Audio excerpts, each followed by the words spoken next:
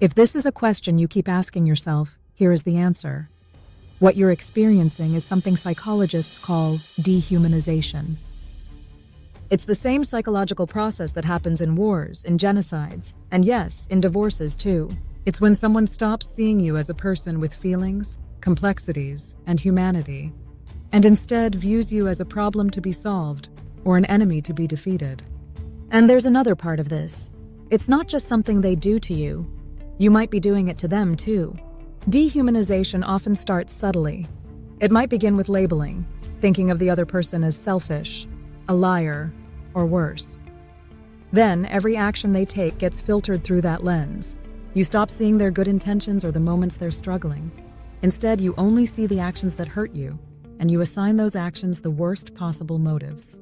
Before you know it, you've built a version of them in your mind that doesn't match reality, a version that feels less than human. And when they're doing the same to you, it becomes a vicious cycle.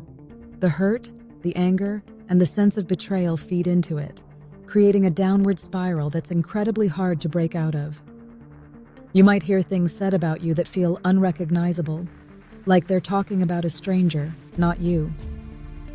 It's painful and disorienting, and it can make you feel isolated and misunderstood. So what can you do? First, recognize it for what it is. Dehumanization is a defense mechanism. It's a way people protect themselves from pain by emotionally distancing from someone they once cared about.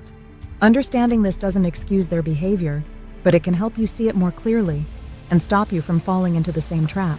When you feel the urge to lash out, to call them names, or to reduce them to their worst moment, pause. Take a deep breath. Remind yourself that they're still a person, just like you, flawed, hurting, and trying to navigate this mess in their own way. And if you're on the receiving end, remember, the version of you they're attacking isn't real. It's a distorted image created by their anger and pain. This won't fix everything overnight, but it's a step toward breaking the cycle.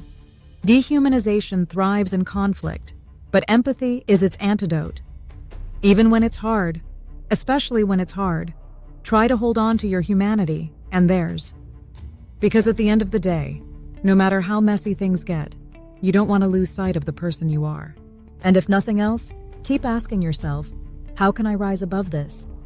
How can I walk away with my integrity intact? You may not have control over how they treat you, but you have complete control over how you respond.